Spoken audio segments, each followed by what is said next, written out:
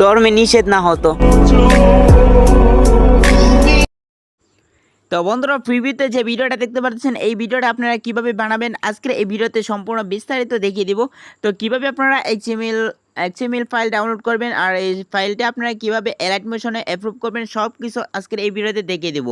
তো বেশি কথা না বাড়িয়ে আমরা চলে যাবো মূল ভিডিওতে যাওয়ার আগে ছোট্ট একটা রিকোয়েস্ট, যারা আমার চ্যানেলে নতুন আসো চ্যানেলটাকে সাবস্ক্রাইব করে নেয়, অবশ্যই আমার চ্যানেলটাকে সাবস্ক্রাইব করে দাও, কারণ এরকম আরও নতুন নতুন ভিডিও আমার এই চ্যানেলে আপলোড করা হবে।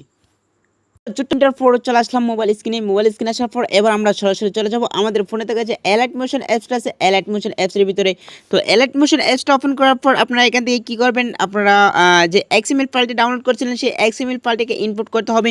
তার জন্য আপনাদেরকে কী করতে হবে, এই যে নিচের দিকে দেখেন অনেকগুলো অপশন আছে, তার মাঝে দেখেন একটা অপশন আছে টেমপ্লেটস নামের। আপনি কী করবেন, এটাতে ক্লিক করে দিবেন। তো এটাতে ক্লিক করে দেওয়ার পরে দেখবেন আপনাদের মাঝে এরকম অপশন শো করবে। তো আপনারা এখান থেকে দেখবেন আপলোড XML ফাইল নামের একটা অপশন আছে। তো এখান থেকে আপলোড যে XML ফাইলটা আছে আপনারা কি করবেন, সেই XML আপলোডের মধ্যে ক্লিক করে দিবেন। তো এটার মধ্যে ক্লিক করে দিলাম আমরা। এখানে ক্লিক করে দেওয়ার পর আপনাদের মাঝে এরকম অপশন শো করবে।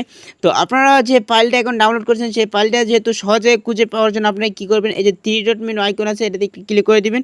তো এটাতে ক্লিক করে দেওয়ার পর আপনাদের মাঝে এরকম অপশন শো করবে। তারপরে দেখেন এখানের মধ্যে একটা অপশন আছে, ভালো করে লক্ষ্য করেন, এই যে দেখেন রিসেন্ট নামের একটা অপশন আছে। আপনারা কী করবেন, সেই রিসেন্টের মধ্যে একটু ক্লিক করে দিবেন, তাহলে কিন্তু আপনার ফাইলটা সবার আগে চলে আসবে। তো আমার ফাইলটা যেহেতু আমি এখান থেকে আগেই ইনপুট করে রাখছি আপনাদের দেখানোর সুবিধাতে। তো আমি কি করব, এখান থেকে আমার XML ফাইলটাকে মধ্যে একটা ক্লিক করে দিব।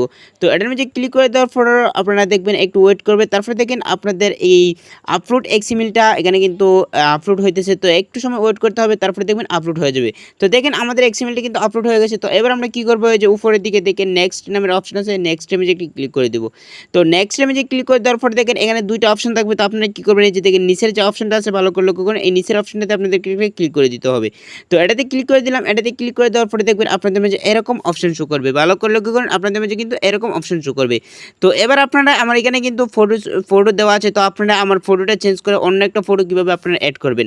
তো অন্য একটা ফটো অ্যাড করার জন্য আপনাদেরকে কী করতে হবে, এই ফটোর মাঝে একটি ক্লিক করে দিতে হবে। এই ফটোর মাঝে ক্লিক করে দেওয়ার পর আপনাদের মাঝে দেখবেন এখানে ভালো করে লক্ষ্য করেন, এখানে কিন্তু অনেকগুলো অপশন আছে। তার মাঝে দেখবেন একটা এই যে দেখেন কালার অ্যান্ড ফাইল নামের একটা অপশন আছে, আপনারা এটাতে একটি ক্লিক করে দিবেন।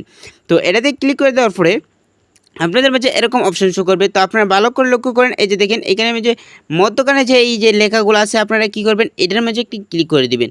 তো এটার মাঝে যদি ক্লিক করে দেন আপনার গ্লাইডটা ওপেন হয়ে যাবে। আপনার গ্লাইড থেকে আপনারা যে কোনো ফটো আপনারা এখান থেকে আপনারা সিলেক্ট করতে পারবেন। তো আমি আপনাদের দেখানোর জন্য এক্সাম্পল আপনাদেরকে আমি বলি, আমি যে এই ফটো সিলেক্ট করি, তারপরে দেখেন উপরের দিকে দেখবেন এই যে দেখেন এখানে দেখেন প্লাস নামের একটা আইকন আছে। আপনারা কী করবেন, সেই প্লাসে করে আমি যে একটা ক্লিক করে দিবেন। তো এটাতে ক্লিক করে দেওয়ার পরে দেখেন আমার এখানে কিন্তু সেই ফটোটা অ্যাড হয়ে গেছে। তো দেখতে পারেন আমার এখানে কিন্তু সেই ফটোটা অ্যাড হয়ে গেছে। তো এরকম করে আপনারা কিন্তু এই যে দেখেন এখানে 3টা ফটো আপনারা অ্যাড করতে পারবেন। ফার্স্টটা একটু ছোটো, তারপরটা একটু লম্বা, তারপরটা একটু লম্বা। তো আপনারা 3টা ফটো আপনারা এখান থেকে অ্যাড করে নেবেন। তো এখান থেকে অ্যাড করার পর আপনারা কী করবেন, এবার সেভ করার জন্য ওই যে দেখেন উপরের দিকে একটু অপশন আছে, ভালো করে লক্ষ্য করেন, এই অপশনটাতে একটি ক্লিক করে দেবেন। তো এই অপশনটাতে ক্লিক করে দেওয়ার পর এই যে দেখেন আপনারা কী করবেন, এখান থেকে এক্সপোর্ট নামের অপশন আছে, এটাতে ক্লিক করে দেবেন, তাহলে কিন্তু আপনার ভিডিওটা কিন্তু এক্সপোর্ট হয়ে যাবে। তো এই ভিডিওটা কিন্তু আপনারা পরবর্তীতে মনে করেন আপনারা যে কোনো ভিডিওর শেষে আপনারা দিতে পারবেন। তো আজকের ভিডিওটা ছিল এই পর্যন্ত। ভালো থাকবেন, সুস্থ থাকবেন, দেখা হবে পরবর্তী নতুন কোনো ভিডিওতে। আল্লাহ হাফেজ।